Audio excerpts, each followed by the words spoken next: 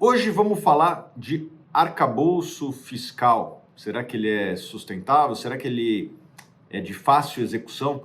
É o que a gente vai responder nesse vídeo, então não perca, fique até o final. Eu acho que essa é uma das pautas mais relevantes do Brasil atualmente. E para comentar isso, eu trouxe aqui o Sung, que é economista-chefe da Sung. Tudo bom, Sung? Fala, Thiago, beleza? Fala, pessoal. Beleza, Sung, explica um pouquinho o que é o arcabouço e depois a gente entra com mais profundidade nos detalhes dele. Bom, basicamente, o novo arcabouço é uma regra fiscal que vai ser vigente agora para o país nos próximos anos, o que é algo factível e importante. A gente precisa ter regras para o controle de gastos. E, basicamente, a despesa vai crescer 70% do crescimento da receita.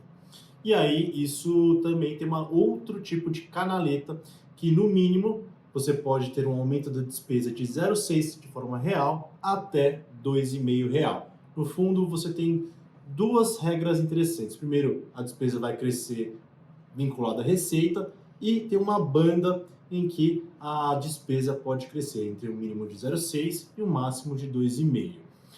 E aí tem um ponto interessante, que o governo estabeleceu metas para cumprir o déficit. Ó, vamos ter o déficit de 0,5, de zero o ano que vem, e assim teremos superávit nos próximos anos e tem uma banda que contempla essa meta. E o governo, e a discussão até agora, o governo quer zerar o déficit ano que vem, que ao meu ver é um pouco difícil de cumprir com essa meta. Bom, antes nós tínhamos o teto de gastos, que basicamente limitava o crescimento dos gastos, né? É teto de gastos, então tinha um teto de gastos, né? De crescimento dos gastos. Até o ano passado, eu acho que os resultados foram, na média, positivos, né? Teve um superávit ano passado. Teve anos de exceção, teve a pandemia ali que de fato teve que ser contornado, né? Acho que a sociedade e o Congresso foram compreensivos com aquela situação, então ele não foi perfeito, mas ao longo do tempo ele se mostrou uma regra, vamos dizer assim, que trouxe seus resultados positivos, né? Daria uma nota alta, 8. Não foi perfeito, mas funcionava, né? O novo governo ele vem com uma nova proposta, né, que é esse arcabouço, que daí não tem teto de gastos. Os gastos eles vão crescer proporcionais à receita. Qual é o problema disso? Né? O governo ele contratou uma série de despesas, né, naquela PEC da transição, e agora, para fazer valer o arcabouço fiscal, ele tem que correr atrás de receitas e não está fácil, certo?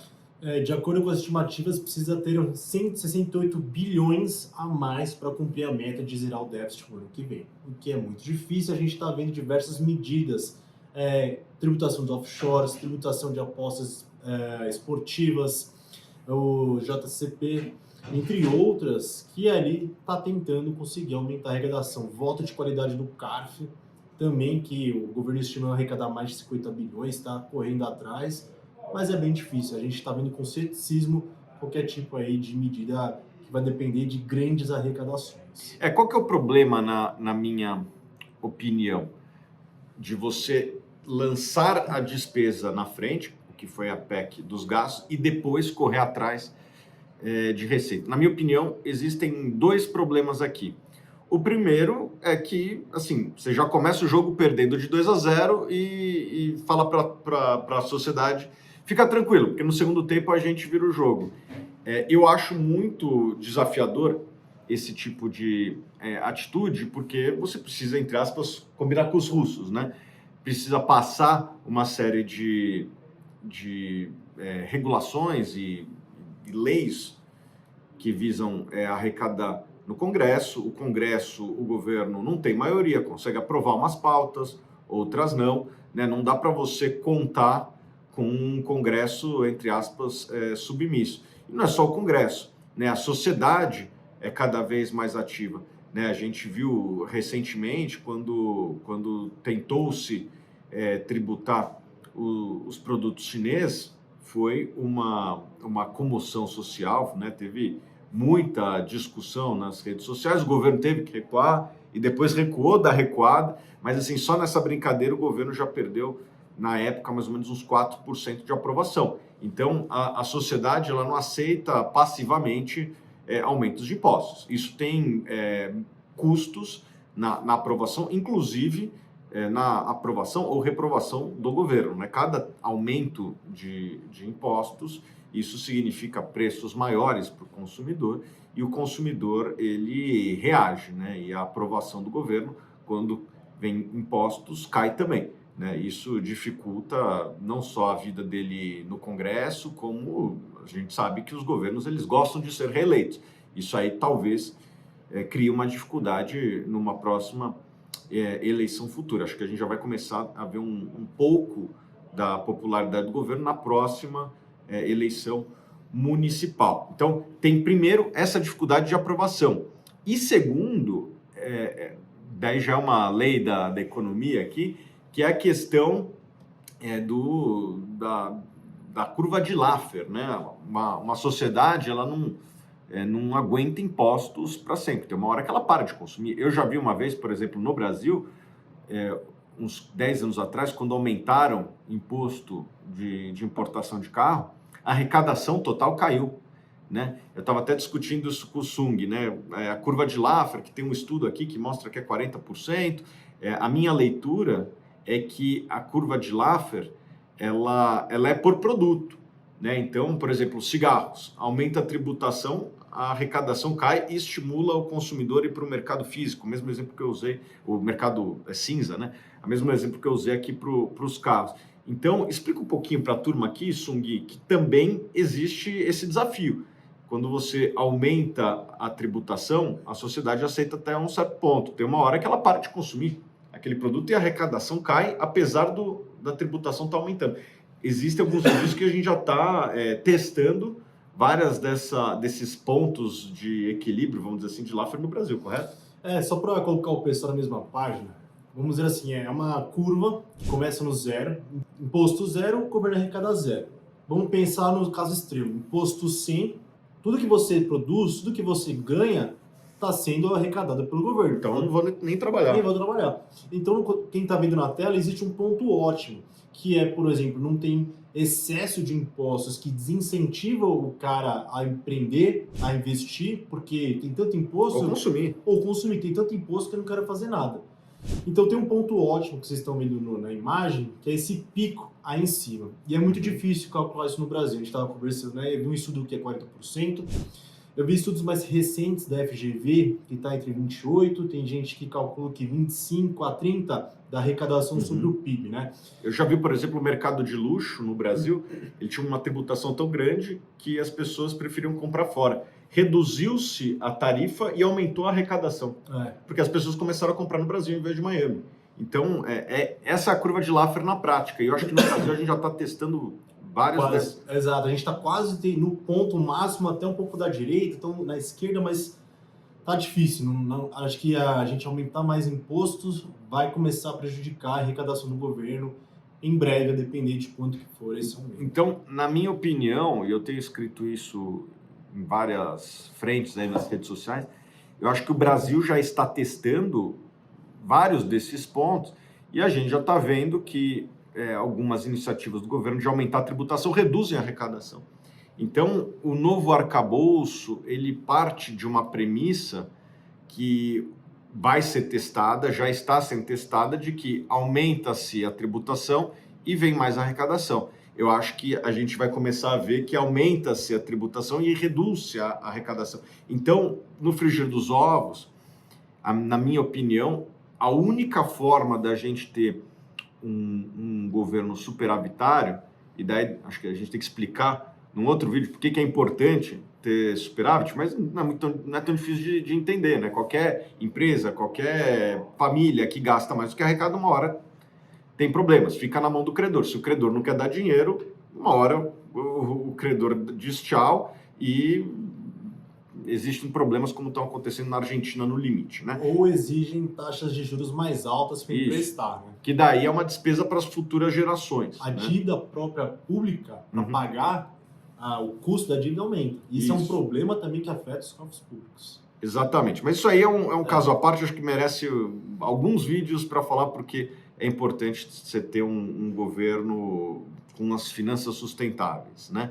Bom, o arcabouço, ele depende de receitas, mas as receitas não estão vindo.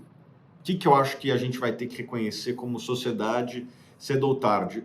O que foi prometido de gastos não é sustentável, você não consegue trazer receitas para fazer frente àquele gasto. Então, a minha sugestão que eu teria caso eu tivesse uma conversa com as pessoas, vamos dizer assim, do governo na parte econômica, é que é inevitável a discussão de despesa. Vamos ter que ter essa discussão e, na minha opinião, quanto mais cedo, melhor, inclusive para o próprio governo, porque esse é um governo que está no início, né? E daqui a 3 anos, provavelmente esse problema só vai se intensificar. Então, quanto mais cedo a gente tiver essa discussão, como sociedade mesmo, do que nós precisamos e queremos do governo, melhor, porque, na minha opinião, vai ser inevitável para a gente ter um governo com as contas em dia, né, um Estado com as contas em dia, ter uma discussão da parte de despesas. As receitas têm se mostrado cada vez mais difíceis de serem alcançadas, então, para alcançar o superávit, na minha opinião, é inevitável olhar com um carinho maior para os gastos do governo. Você concorda, Sugui, para finalizar? Sim, acho que tem 3 pontos bem rápidos aqui. O governo, e acho que as melhores práticas internacionais têm o Spending Review, revisão de gastos. É uma prática contínua de metas. Está funcionando essa política pública? Sim ou não? Se não, vamos revisar, talvez vamos cortar, vamos colocar onde é mais eficiente. É uma prática internacional importante que o grupo do Ministério do Planejamento, que tem um dos melhores econometristas do mundo e do Brasil, que é o Sérgio Filho, começou a discutir, mas é devagar e até onde o governo vai adotar as sugestões que o Ministério do Planejamento vai adotar. O segundo ponto, se o governo não cumprir com as metas estipuladas do arcabouço, vai ter penalização. Que tipo de... É um cartão amarelo, um cartão vermelho? Não, o que é? Atualmente, como eu falei no começo do vídeo, as despesas vão crescer 70% das receitas. Se não cumprir com a meta, vai ser 50% e vai ter algumas penalizações. Até coloquei aqui, criação de cargos não vai poder, alteração de estrutura de carreira, criação de auxílios também não vai poder. E se no segundo ano consecutivo não cumprir com a meta, não pode subir salários, contratações e realização de concursos públicos. Então tem alguns gatilhos que vieram muito do Congresso, foi o relator do Congresso que colocou esses gatilhos. Acho importante. Para poder segurar gasto.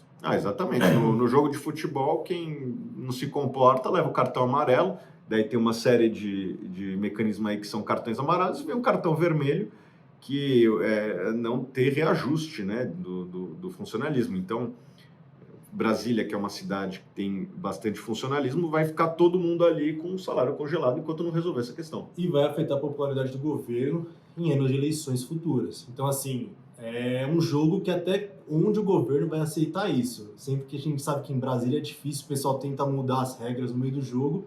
Vamos ver. E para finalizar, recentemente o Roberto Campos Neto, que é o presidente do Banco Central, falou a importância de cumprir a meta, que pode afetar, se tiver algum problema, as expectativas, o câmbio pode subir, pode impactar a inflação e, no final das contas, pode prejudicar a trajetória de queda de juros.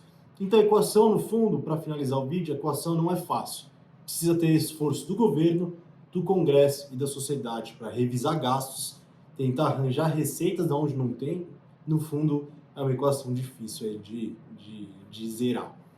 Pessoal, segunda-feira de noite eu vou botar aqui um link para vocês participarem de uma live que a gente está preparando junto com o Estados Invest. Eu convidei o meu operador, né, o meu assessor, aquela pessoa que me ajuda no dia a dia dos meus investimentos, né? Eu sou um analista, sou regulado, tenho uma série de coisas que eu posso fazer, coisas que eu não posso fazer, mas todo dia, ou melhor, toda semana, eu passo com ele lá o que eu gostaria que fizesse na minha carteira e a gente vai fazer uma live com ele, que a gente chamou aqui do Guia Definitivo da Carteira Vencedora. A minha carteira lá é super vencedora, eu já postei aí algumas vezes, eu só compro ativos indicados pela Suno. Segunda-feira a gente vai fazer essa live, gostaria de te convidar, tá bom? Você vai estar lá, né, Sugui? Só clicar aqui no link abaixo e a gente se vê na segunda, tá bom? Tchau, tchau, forte abraço. Valeu, pessoal, até mais.